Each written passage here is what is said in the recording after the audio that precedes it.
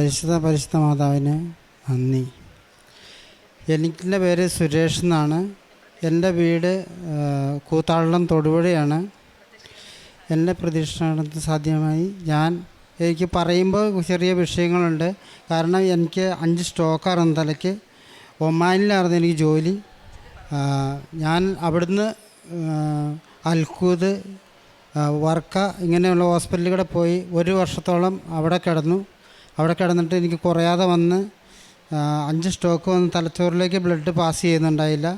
അപ്പോൾ അവർ പറഞ്ഞു 3 മാസത്തിൽ കൂടുതൽ ഇവന് ആയുസ് ഉണ്ടാവില്ല, അതിപ്പോൾ ഇവൻ വീട്ടിലേക്ക് എങ്ങനെയും വിട് എന്ന് പറഞ്ഞു. ലുലുവിൻ്റെ മുതലാളി ജോസഫ് എന്നോട് പറഞ്ഞു, നീ എങ്ങനെയെങ്കിലും കയറി പോകാൻ നോക്കിക്കോ, വീട്ടിൽ പോകാൻ പറഞ്ഞ്. വീട്ടിൽ പോകാൻ വന്ന് അവിടുന്ന് ഒരു 3 പേരെ കൂടെ എൻ്റെ കൂടെ വിട്ട് ഞാൻ നെടുമ്പാശ്ശേരി എയർപോർട്ടിലേക്ക് ഫ്ലൈറ്റ് കയറിയത്. വീൽ ചെയറിൽ വന്നാണ് ഇറങ്ങി അവിടുന്ന് ആംബുലൻസ് കയറ്റി നേരെ ആസ്റ്റർ മെഡിക്കൽ സിറ്റിയിലേക്ക് കൊണ്ടുപോയി. ആസ്റ്റർ മെഡിക്കൽ സിറ്റി കൊണ്ടുപോയി അവിടെ ചെന്ന് കഴിഞ്ഞപ്പോൾ അവർ പറഞ്ഞു ഓപ്പറേഷൻ ചെയ്യാൻ പറ്റില്ല എന്ന് പറഞ്ഞു. അവിടെ പറഞ്ഞിരുന്നത് തന്നെയാണ് ഇവിടെയും പറഞ്ഞത്. അപ്പം നേരെ ലിസി കൊണ്ടുപോയി, ആ ആംബുലൻസിൽ തന്നെ കയറ്റി ലിസി കൊണ്ടുപോയി. ലിസി ചെന്ന് കഴിഞ്ഞപ്പം അവർ പറഞ്ഞു ഇവിടെയും എടുക്കില്ല എന്ന് പറഞ്ഞു. സുധീന്ദ്ര എന്ന് പറയുന്ന ആശുപത്രി ഉണ്ട് എറണാകുളത്ത്, അവിടെ കൊണ്ടു ചെന്നു. അവിടെ ചെന്ന് കഴിഞ്ഞിട്ടും രക്ഷയില്ല. വന്നപ്പോൾ തന്നെ ഇവിടെ അമൃതയെ കൊണ്ടുപോയി.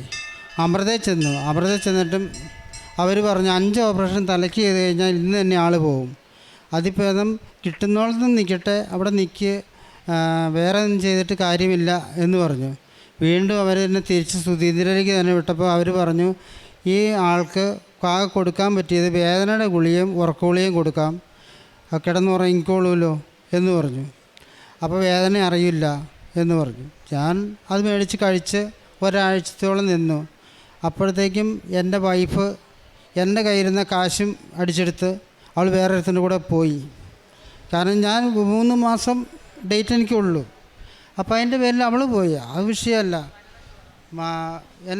എൻ്റെ മരണം എല്ലാവരും ഫിക്സ് ചെയ്ത് വീട്ടുകാരും ഉറപ്പിച്ചു 3 മാസം കൊണ്ട് ആൾ തീരും, അപ്പം നീ എന്തായാലും മരിക്കാൻ പോകുന്നു. അപ്പോൾ എന്നോട് പറഞ്ഞു ഇത്രയും നിനക്ക് സ്ഥലമുണ്ട്, ഞാൻ സ്ഥലം ഇല്ലാതെ പാറപ്പുറത്താണ് കിടക്കുന്നത്, ആ സ്ഥലമെങ്കിലും എൻ്റെ പേരിലേക്ക് എഴുതിയിട്ട് അല്ലെങ്കിൽ നിൻ്റെ മക്കൾക്ക് അവകാശം വരും, ഞങ്ങൾക്കൊന്നും കിട്ടില്ല എന്ന് പറഞ്ഞു. ശരിയാണല്ലോ എന്ന് കണക്കൂട്ടി ഞാൻ എൻ്റെ അച്ഛൻ്റെയും പെങ്ങളുടെയും പേരിലേക്ക് സ്ഥലം എഴുതിയിട്ട് കൊടുത്തു. എനിക്ക് കൈ കൊണ്ട് ഒപ്പിടാൻ പറ്റില്ല, കൈ തളർന്ന് കിടക്കുകയായിരുന്നു. വലത്ത് വശം മൊത്തം തളർന്ന് താടയിലൊക്കെ മാറി ആകെ ഇതായി കിടന്ന ആളാണ് ഞാൻ. അപ്പോൾ ഈ പഞ്ച് ചെയ്ത് ഇങ്ങനെ കൈ തന്തവരിൽ പതിപ്പിച്ച് ഒപ്പിട്ട് കൊടുത്തു. അവർ സ്ഥലം വീടും അവരെടുത്തു. അപ്പോൾ എൻ്റെ പെങ്ങളും എടുത്തു, അച്ഛനും അമ്മേനെയും അവർ നോക്കുന്നു, പെങ്ങളെ സ്ഥലം എടുത്തു. ഞാൻ എന്തായാലും എനിക്ക് വേറെ പോകാനുമില്ല, ആശുപത്രി പോയിട്ടും കാര്യമില്ല, അപ്പം നിനക്കവിടെ കിടക്കാമല്ലോ എന്ന് പറഞ്ഞു. ശരി, ഞാൻ കിടന്നു. അപ്പോഴാണ് എൻ്റെ ഇളയ മോള് വന്നിട്ട് യൂട്യൂബിൽ ഈ കൃപാസനത്തിലെ ഒരു വീഡിയോ എന്നെ കാണിച്ചു തരുന്നു. അപ്പോൾ പറഞ്ഞു ഈ സംഭവത്തിന് പോയി കഴിഞ്ഞാൽ ഒരുപാട് മാറ്റങ്ങൾ വരുന്നുണ്ട്, ഒന്ന് പോയി കാണാൻ പാടില്ലേ എന്ന് ചോദിച്ചു. ഞാൻ പറഞ്ഞു എങ്ങനെ നടക്കും, എനിക്ക് നടക്കാൻ പറ്റില്ല, 3-4 പേര് കൂടി എടുത്തുകൊണ്ട് നടക്കണ്ടേ, ഞാനൊരു 85 കിലോ ഉണ്ടായിരുന്നു വന്നപ്പോൾ.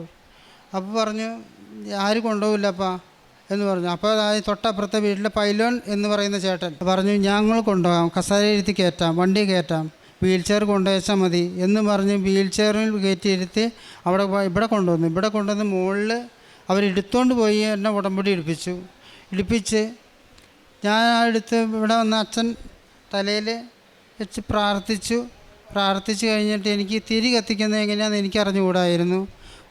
എനിക്കിവിടുന്ന് ഉപ്പ് കിട്ടി, തൈലം കിട്ടി, തേൻ കിട്ടി. ഈ സാധനമൊക്കെ ആയിട്ട് ഞാൻ വീട്ടിൽ പോയിരുന്നു.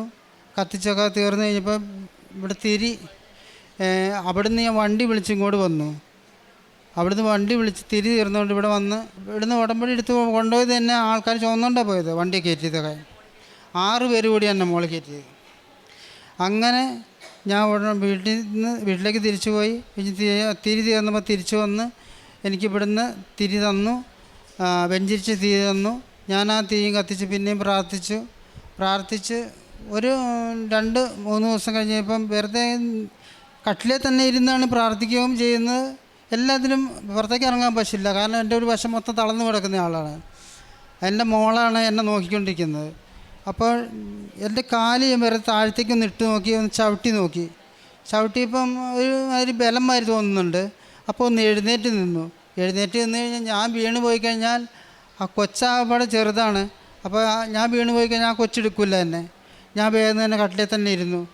പിന്നെയും ആ തൈലമൊക്കെ ഇട്ട് തലയിൽ തൂത്ത് ഒക്കെ പ്രാർത്ഥിച്ച് കുറച്ച് നേരം ഇരുന്ന് കഴിഞ്ഞിട്ട് പിന്നെ പിറ്റേ ദിവസം ഒന്നും കൂടെ എഴുന്നേറ്റ് നിന്ന് ആ മുറിയിൽ കൂടെ നടന്നു നോക്കി, കുഴപ്പമില്ല.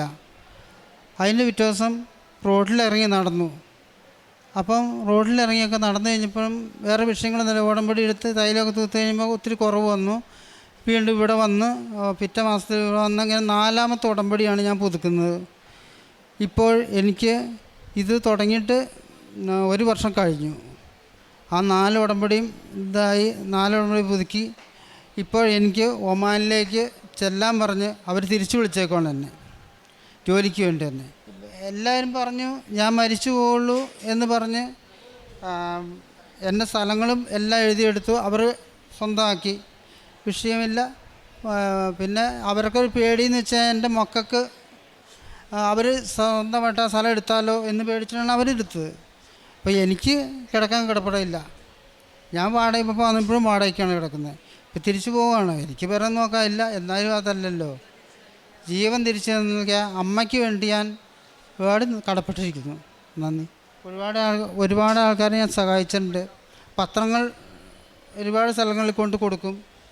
ഇവിടുന്ന് കിട്ടിയ പത്രങ്ങളെല്ലാം ഞാൻ എല്ലാ വീട്ടുകളിലും കൊണ്ട് കൊടുക്കുകയുള്ളൂ. പിന്നെ വീട് പണിയണം എന്ന് പറഞ്ഞ് സഹായം ചോദിക്കുന്നവർക്ക് ഞാൻ അവിടുന്ന് ഗൂഗിൾ പേ ആയിട്ടൊക്കെ ഇഷ്ടംപോലെ പൈസകൾ അയച്ചു കൊടുത്തിട്ടുണ്ട്. ഒരുപാട് ആൾക്കാർക്ക് സഹായങ്ങളെല്ലാം ചെയ്യാറുള്ളതാണ്. ആശുപത്രിയിൽ ഫുഡ് കഴിക്കാൻ പശയില്ലാത്തവർക്ക് ആഹാരം മേടിച്ചു കൊടുക്കും. അങ്ങനെ എല്ലാം ഞാൻ ചെയ്താണ് നടന്നേക്കുന്നത്. ഇവിടെ വഴുത്തല എനിക്ക് പാറമടയിൽ ജോലിയായിരുന്നു. അത് കഴിഞ്ഞ് മരംവെട്ടായിരുന്നു. അങ്ങനെയൊക്കെ നടന്നിട്ടാണ് ഞാൻ ഗൾഫിൽ പോയത്. 10-15 വർഷം അവിടെ നിന്നു. അവിടെ നിന്ന് എൻ്റെ 2 മക്കളെ കെട്ടിച്ചുവിടാനുള്ള കാശും ഉണ്ടാക്കി അവരെ ഞാൻ കെട്ടിച്ചും വിട്ടു. പുതിയ ജീവൻ തന്ന ഈശോയ്ക്ക് എന്നേക്കും നന്ദി. എൻ്റെ ദൈവം രക്ഷയുടെ ദൈവമാണ്. മരണത്തിൽ നിന്ന് എനിക്ക് മോചനം നൽകേണ്ടതും നൽകുന്നതും ദൈവമായ കർത്താവാണ്. സങ്കീർത്തനം 68:20 വചനമാണ്. ഉടമ്പടി എന്നത് ദൈവത്തിൻ്റെ രക്ഷിക്കുന്ന സ്നേഹത്തിൽ ചേർന്ന് നിൽക്കുന്ന, പൂർണ്ണ വിശ്വാസത്തോടെ ചേർന്ന് നിൽക്കുന്ന ഒരു ആത്മീയ ബന്ധമാണ്. നമ്മുടെ ജീവിതത്തിലെ അസാധ്യങ്ങൾ ദൈവത്തെ ഏൽപ്പിക്കുന്ന ഒരു പ്രഖ്യാപനമാണ് ഉടമ്പടി എന്ന ഒരു ആത്മീയ ജീവിതം. പരിശുദ്ധ അമ്മയുടെ മധ്യസ്ഥതയിൽ ദൈവത്തിൻ്റെ ശക്തിയിൽ വിശ്വസിച്ച് ദൈവം എന്നെ സുഖപ്പെടുത്തും എന്ന പൂർണ്ണ വിശ്വാസത്തോടെ ദൈവത്തിൻ്റെ കരങ്ങളിൽ ഏൽപ്പിക്കുന്ന ഓരോ കാര്യങ്ങളും പിന്നീട് നമ്മുടെ അനുഗ്രഹമായിട്ട് മാറുകയാണ് ഓരോ പ്രാർത്ഥനയും. ഹൃദയം നുറങ്ങുന്നവരെ സൗഖ്യപ്പെടുത്തുന്ന ഒരു ദൈവമാണ് നമ്മുടെ കൂടെയുള്ളത്. കണ്ണീരോടെ വരുന്നവരെ കണ്ണീരൊപ്പുന്ന ഒരമ്മയാണ് കൃപാസനം അമ്മ.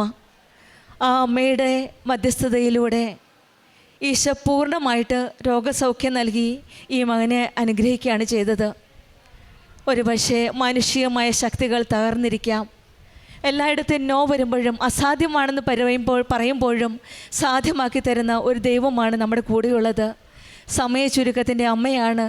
3 മാസം മാത്രം ജീവിതം പറയുമ്പോൾ 1 വർഷത്തേക്ക് നീട്ടിത്തരുന്ന, ജീവിതകാലം ഇനി നീട്ടിത്തരുന്ന, ദീർഘായുസ് നൽകുന്ന ഒരു ദൈവമാണ് നമ്മുടെ കൂടെയുള്ളത്.